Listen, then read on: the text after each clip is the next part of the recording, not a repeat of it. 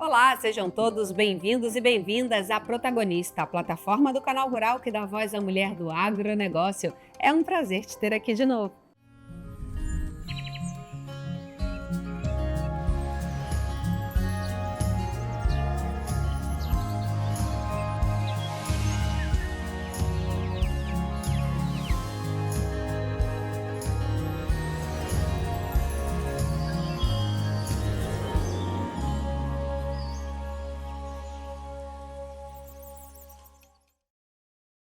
A Associação Brasileira dos Criadores de Suínos tem inovado em suas estratégias para aumentar o consumo de carne suína no Brasil, promovendo ações de marketing e parcerias com grandes empresas.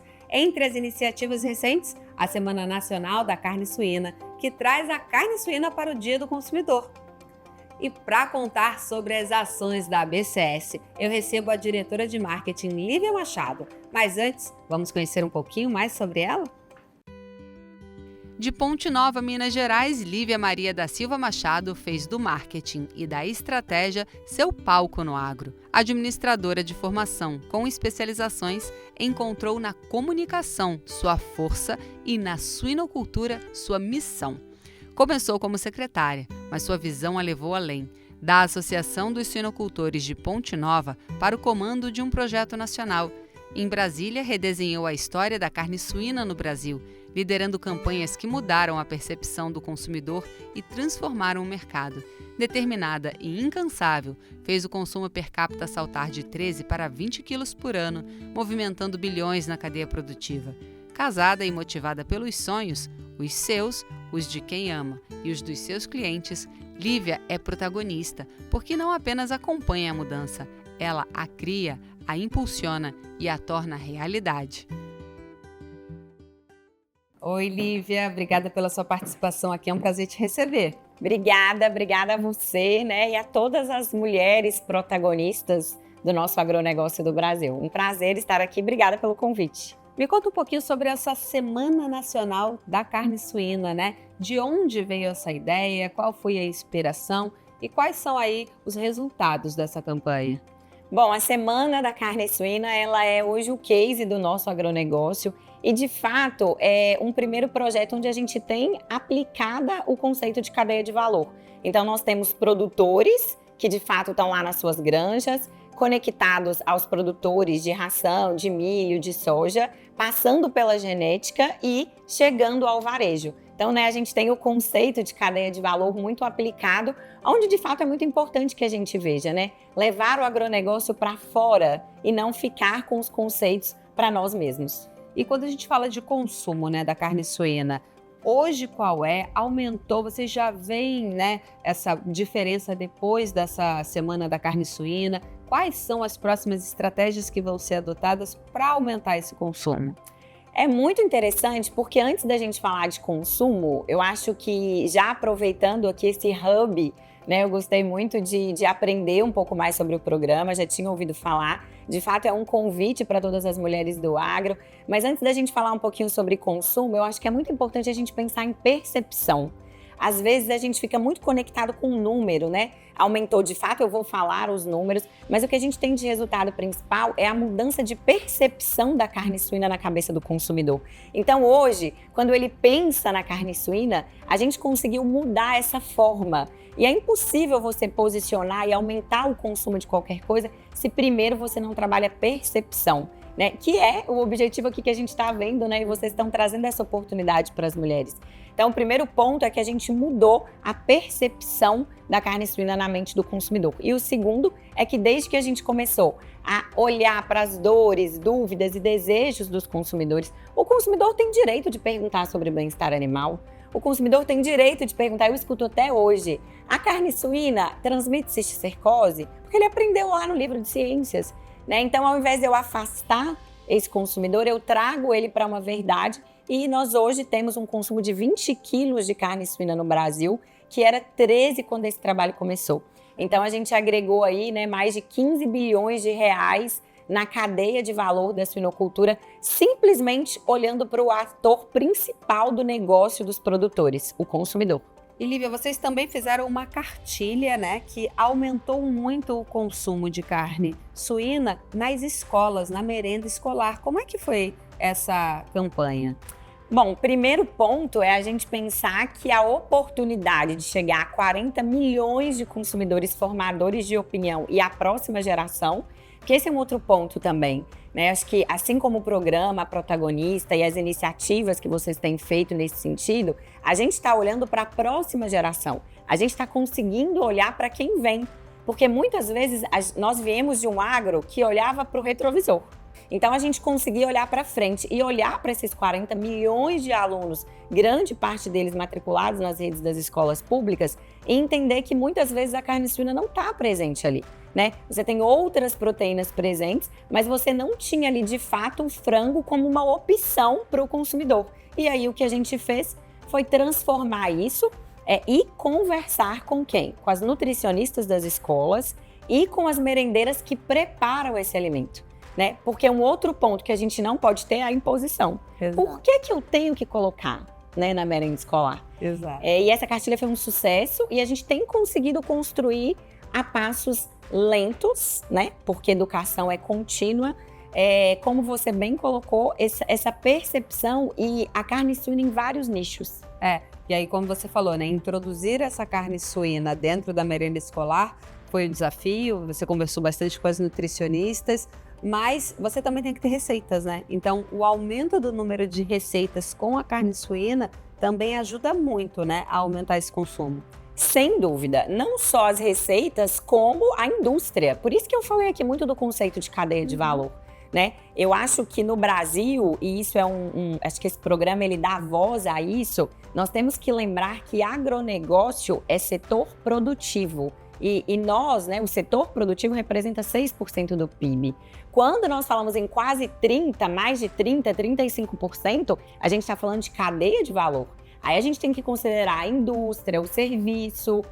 E para que a gente considere isso como cadeia, nós temos que fazer ações que não pensam só para dentro das granjas, das propriedades, mas que pensam nesse conceito como um todo. E a merenda escolar é uma baita oportunidade para isso. E como você bem colocou, as receitas, as opções de cortes, é uma cartilha que ela tem, por exemplo, o pernil picado, a paleta, que são cortes muito bons e que podem estar no dia a dia desses alunos com um custo-benefício muito bom. Muito legal. Obrigada pela sua participação, Lívia. Obrigada pelo convite.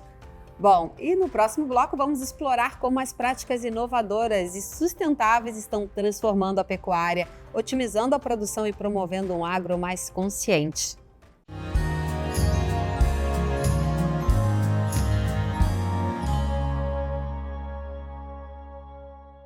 A pecuária desempenha um papel fundamental na economia brasileira, mas sua gestão envolve desafios como nutrição do rebanho, rotação de culturas e outras práticas sustentáveis. A adoção de tecnologias como energia solar e a capacitação de funcionários são essenciais para aumentar a produtividade e respeitar o meio ambiente. Para conversar sobre o assunto, eu recebo a produtora rural Caroline Basso. Mas antes, vamos conhecer um pouquinho mais sobre ela? Nascida em Dourados, Mato Grosso do Sul, Caroline Basso Rosa carrega no sangue a força da agricultura. Filha de produtores que deixaram o Rio Grande do Sul em busca de novos horizontes, cresceu entre plantações e sonhos, aprendendo desde cedo que o campo exige paciência, visão e trabalho árduo. Formada em ciências contábeis pela Unigran, aceitou o convite do pai para seguir no negócio da família, tornando-se a guardiã dos números, dos investimentos e do futuro da empresa rural. Casada há 14 anos, mãe de 2 meninos, encontra na família seu refúgio, seja em viagens, na prática da yoga ou ao redor do churrasco de domingo. Sua motivação é clara: continuar o legado de seus pais e inspirar outras mulheres a ocuparem o seu espaço no agro e na vida. Protagonista? Sem dúvidas, porque seu trabalho não é apenas sobre números, mas sobre construir um futuro sólido, eficiente e cheio de oportunidades. Olá, é um prazer te ter aqui. Obrigada por estar com a gente, Caroline. Eu que agradeço já, que é uma alegria imensa participar e estar mostrando um pouquinho da nossa realidade no campo. Exatamente. A gente cada vez mais traz aqui essas mulheres que inspiram outras mulheres, né? Que estão à frente ali das suas propriedades, muitas vezes junto com o marido também, ao lado.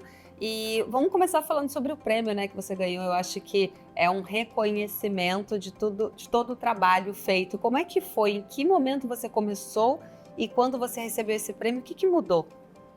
Esse prêmio foi algo inesperado, né? Foi um convite das meninas da Bayer para estar mostrando um pouquinho do que a gente faz na propriedade, dessa liderança feminina dentro do agro, né? E é um momento que a gente pode mostrar a força da mulher, o que nós podemos ir além, não somente da rotina diária, mas estando dentro da agricultura. Eu faço parte da área financeira, não trabalho diretamente no campo, na mão de obra ali, mas eu trabalho na parte financeira, administrativa, e mostrar que tudo isso é possível. A mulher tem vários campos que ela pode estar junto e agregando valor, né? Nós não somos mulheres para competir com os homens, nós estamos ali para ajudar, unir forças, né? E esse prêmio é para isso mesmo, para mostrar para as mulheres que nós podemos ir além, né? Exato. A gente pode buscar e integrar esse time para ter melhorias, né? A gente sempre em busca de novidades e se inserir no mercado mesmo. Hoje na sua fazenda vocês trabalham aí com o ciclo completo da pecuária. Sim. Quais são as vantagens que você vê em trabalhar com o ciclo completo? Hoje a gente trabalha com o ciclo completo. Seria o quê? A cria, recria e a engorda, né? A cria é quando a gente tem as matrizes, né? É a reprodução do rebanho. Depois a cria é quando é o desmame do bezerro. E a engorda já vai para o ganho de peso, né? Então, são muitas as vantagens que a gente tem, né? Um deles é que a gente consegue trabalhar muito bem no mercado. Temos muito timers, né? Agora a arroba do boi está baixa, vamos vender o bezerro, vamos vender o garrote. Então, a gente consegue ter esse mecanismo de busca da melhor parte para a gente fazer essa comercialização do rebanho, né? E a gente tem uma qualidade muito boa de manejo, a gente consegue adequar muito bem dentro da fazenda. A gente pode piquetear as áreas, colocar a maternidade, colocar a engorda, fazer o confinamento desse gado. Então a gente tem todo esse ciclo para ajudar mesmo na comercialização no futuro dessa... É uma vantagem competitiva, né? Sim. Você consegue ter ali o preço mais dentro da sua mão e olhar para o mercado e conseguir vender esse animal quando ele tiver com um valor agregado maior. Exatamente. Muito legal. E quando a gente fala aqui, né, você tem também a rotação de culturas na agricultura.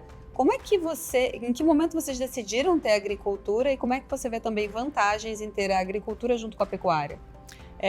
Na realidade, nós começamos com a agricultura, né? E depois nós tínhamos pecuária, mas era mais para o consumo interno. E era um sonho nosso do grupo aumentar essa produtividade, ter uma diversificação, né? E nós implementamos a pecuária. Então, essa rotação de cultura, a gente na nossa região tem muito essa prática da integração lavoura e pecuária, onde que a gente usa o milho juntamente com a braquiária, faz a colheita do milho e depois entra com o gado, né? É uma estratégia muito boa, né, para conseguir essa implementação lavoura e pecuária e traz muito sucesso, né? A gente consegue ter o ganho do peso ali do animal e consegue fazer essa rotação de cultura também, né? Muito legal. E em que momento vocês decidiram, além de criar o Nelore, introduzir também a raça Angus? A gente queria um animal robusto também, né? Ele é um animal muito fácil para lida, né? A gente consegue, com o manejo, trabalhar muito bem essa nova forma. E o Angus, ele traz muito mais o sabor da carne muito melhor, né? Ele tem o marmoreio o marmoreio é a gordura nas fibras da carne. Então tem um sabor muito melhor, né? A gente tem um manejo adequado que consegue também, ele é rústico igual o Nelore, e a gente consegue ter essa lucratividade mais acelerada com o Angus, né? Ele tem um ganho de peso muito maior. Muito obrigada pela sua participação aqui, é um prazer te ter com a gente. Continue utilizando também as nossas redes sociais para mostrar o trabalho lindo que você está fazendo na Fazenda. Eu que agradeço, mostrar um pouquinho do nosso trabalho e tamo junto. Obrigada. Muito legal. Bom, agora eu tenho um recado para você, mulher do agro. A gente também quer conhecer a sua história. É fácil, basta acessar o QR Code que está na tela e preencha o formulário. Quem sabe você não é a próxima a estar aqui comigo, compartilhando a sua trajetória. E no próximo bloco vamos falar sobre as formigas. Embora possam causar prejuízos nas lavouras, será que elas são apenas vilãs? Fica com a gente para entender um pouquinho mais do papel essencial dessas pequenas trabalhadoras no equilíbrio ambiental. Eu volto já.